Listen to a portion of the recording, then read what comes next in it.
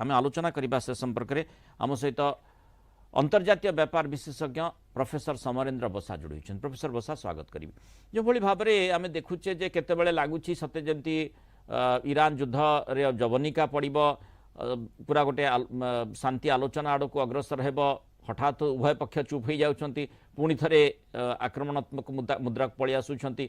एबे जेमती देखुचे जो प्रकार सूचना रही बड़ धरणर हमला पाई अमेरिका योजना करुछि एभली पूरा प्रस्तुति मध्य होइतिबा चूड़ांत प्रस्तुति होइतिबा संपर्कित सूचना आसुछि और सेपटे ईरान कहछि जे गोटे कन्स्पिरेसी किभली भाव में ईरान को बदनाम करा जिवो इस्राएल से योजना रे रही एवं सेइथि पाई माने जेमति कि अमेरिका अधिक उत्तेजित होई बड़ धरण हमला करिवो अर्थात एभली हमलार संभावना यथेष्ट रही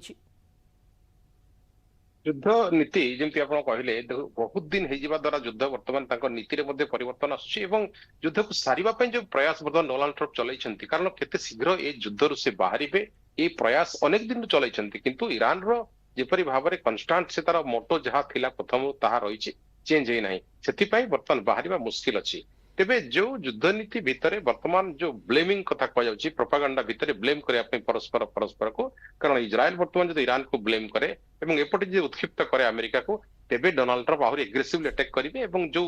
भारी मात्रा अटैक जो थे बूट्स ऑन ग्राउंड को बर्तमान डिनाय करछंती एवं एबे जहां भी हबो एयर स्ट्राइक द्वारा ही हबो एवं युद्ध को सारिबा पई जो प्रयास जो हार्ड हिट कथा आपण कहउछंती सेही प्रयास पई बर्तमान ट्रम्प राज्य अछंती बा सेथिरे बर्तमान बहुत शीघ्र ता उपरे पदक्षेप निया जिवो तेबे जो कथा आपण कहले जे इजराइल को संदेह करा जाउछि बा इजराइल जेपरि भाबरे अटैक करिछि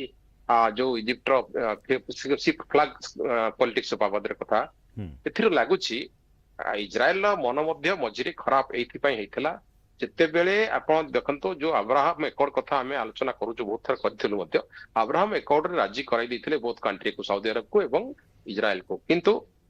ताको न्यूक्लियर क्षमता दे दिया गला बा न्यूक्लियर बनेवा पई ताको एक प्रकार सूचना दे दिया गला एवं सेठारे बेस मध्य कांस्टेंट चली सऊदी अरब मत खुश वर्तमान केपरि भाबरे से तार जो प्रकार यूरानियम एनरिचमेंट करि परिबो डोनाल्ड ट्रम्प सेति पई सहमति दैछंती विदाउट आईएईए तबे ए जगह रे इजराइल खपा हितला इति पई कारण इजराइल शत्रु मध्य सऊदी अरब अछि एवं इजराइल शत्रु मध्य ईरान अछि तेन वर्तमान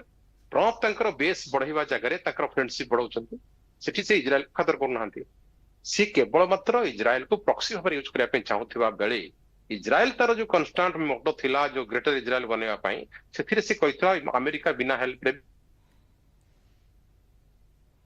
एवं सेही आधार रे वर्तमान इजराइल बड़ षडयंत्र रचिछि कि जो भली भाव रे कहा जाउछि जे अमेरिका को उसुकेइबा पई जेमती आमे देखुचे मझिरे मझिरे जेमती लागुछि उभय पक्ष टिके संयमता अवलंबन करुछंती टिके शांति आड़ को शांति चुक्ति आड़ को अग्रसर स्थिति हेउछि किंतु सेही भितरे इजराइल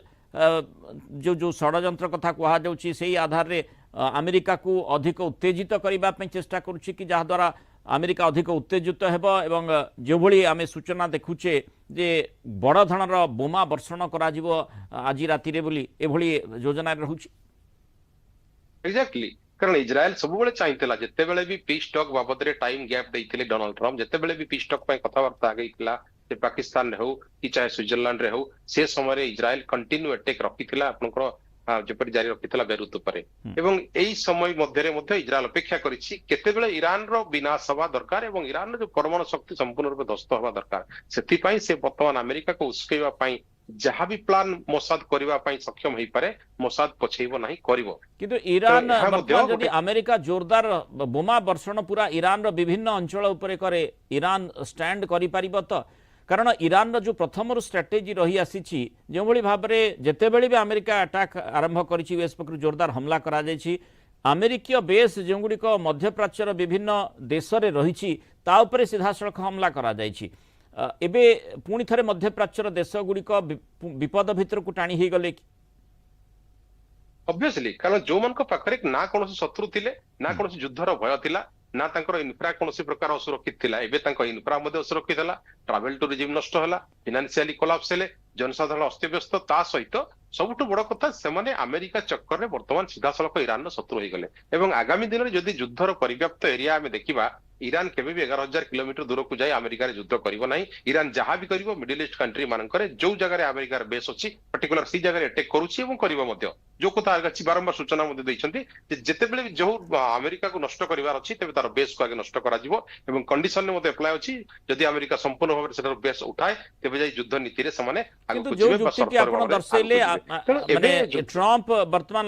ଏଇ ଲକ୍ଷ୍ୟରେ ରହିଛନ୍ତି କେତେ ଜଲ୍ଦି ଯୁଦ୍ଧକୁ ସାରିବେ, ସେଇଥିପାଇଁ ଜୋରଦାର ହମଲା ଗୋଟେ ନିର୍ଣ୍ଣାୟକ ହମଲା କରିପାରନ୍ତି କି ଏ କଥାଟି ଚର୍ଚ୍ଚା ଭିତରକୁ ଆସୁଛି। ଆଉ ସେଇଠି ଇରାନ କିଭଳି ଷ୍ଟାଣ୍ଡ କରିପାରୁଛି ଏ ଯେଉଁ ଷ୍ଟ୍ରାଟେଜି ଆପଣଉଛି ଆମେରିକା ବେସ୍ ଗୁଡ଼ିକୁ ନଷ୍ଟ କରିବା ଲାଗି ସେ କେତେ ଦୂର ଫଳବତୀ ହେବ? ଫଳବତୀ ହେଇ ଚାଲିଛି କାରଣ ରଷିଆ ଆଉ ଚାଇନା ଯେପରି ଭାବରେ ତାକୁ ସାଥ ଦଉଛନ୍ତି ପରଫେକ୍ଟଲି ଯେପରି ପ୍ରିସାଇଜ ଆଟାକ୍ କରୁଛି ତା ପାଇଁ ସର୍ଭେଲିଆନ୍ସ ପାର୍ଟିକୁଲାରଲି ଚାଇନା ଏବଂ ରଷିଆ ସାଥ ଦଉଛନ୍ତି ଏଥିରେ। ନର୍ଥ କୋରିଆ ତା ସାଥିରେ ଅଛି। ବର୍ତ୍ତମାନ ଇରାନ ଜମା ବି ଭୟ କରୁନାହିଁ କାରଣ ୱେପନ୍ସ ର ସର୍ଟେଜ ତା ପାଖରେ ନାହିଁ। ସେ ତ ଶସ୍ତାରେ ଡ୍ରୋନ ବନେଇ ଚାଲିଛି ଯୋଉ ଡ୍ରୋନ ସକ୍ସେସ ରେଟ୍ 200% ଅଛି। କାମିକାଜି କୁହନ୍ତୁ ସାହିଦ କୁହନ୍ତୁ ସେ ଡ୍ରୋନ ର ସକ୍ସେସ ରେଟ୍ ଫାଷ୍ଟ ପେଜ ସେ ଦେଖେଇ ସାରିଛି। ତେଣୁ ଏବେ ଯୋଉ ଯୋଉ ହତିଆର ସେ ବାହାର କରୁଛି ଟ୍ରମ୍ପ ପାଇଁ ତାହା ନୂଆ କାରଣ ପୃଥିବୀକୁ ଏମିତି କିଛି ହତିଆର ରଖିଛି ଇରାନ ଆଜି ପର୍ଯ୍ୟନ୍ତ ଦେଖେଇ ନାହିଁ ଯାହାକି ସେ ବାହାର କରିବ। ତେଣୁ ଏବେ ଇରାନ ଗୋଟେ ଭୟ ଶୂନ୍ୟ ଭାବରେ ଯୁଦ୍ଧ କରୁଛି ଏବଂ ଯୋଉ ଡେଡିକେଟେଡଲି ତାଙ୍କର ଆଇଆରଜିସି କମାଣ୍ଡର ମାନେ ଡିସେଣ୍ଟ୍ରାଲାଇଜ ହେଇ କାମ କରୁଛନ୍ତି ୟା ଦ୍ୱାରା ଟ୍ରମ୍ପ ମଧ୍ୟ ଭୟଭୀତ ହେଲେଣି ଯେ ଆଗାମୀ ଦିନରେ ଆମେରିକା ପୁରା ବଦନାମ ହବ ନା ଯୁଦ୍ଧରୁ ହାରିଯାଇ ଅହରି ଯିବ ନା ଯୁଦ୍ଧରେ ଜିତିବ ଏ କିନ୍ତୁ ପ୍ରଶ୍ନ ପ୍ରଫେସର ବର୍ତ୍ତମାନ ବସା ଆମେ ଯେମିତି ଦେଖୁଛେ ଯେ ପ୍ରଥମରୁ ଯୋଉ ମାନେ ଲିଭରେଜ ହିସାବରେ ହରମୁଜ ପ୍ରଣାଳୀକୁ ଇରାନ ବ୍ୟବହାର କରି ଆସୁଥିଲା ସେଠି ଆମେରିକୀୟ ଜାହାଜ ମଧ୍ୟ ଜଗି ବସିଛି। ତେଣୁ ସେଠି ପୁରା ସମ୍ପୂର୍ଣ୍ଣ ମାତ୍ରାରେ ସେମାନେ ସଫଳ ହୋଇପାରୁନାହାନ୍ତି। ତେଣୁ ଯେଉଁ ଯେଉଁ ସ୍ଥାନରେ ଆମେରିକାକୁ ପ୍ରତିବନ୍ଧକର ସାମ୍ନା କରିବାକୁ ପଡ଼ିଛି ତାକୁ ଧୀରେ ଧୀରେ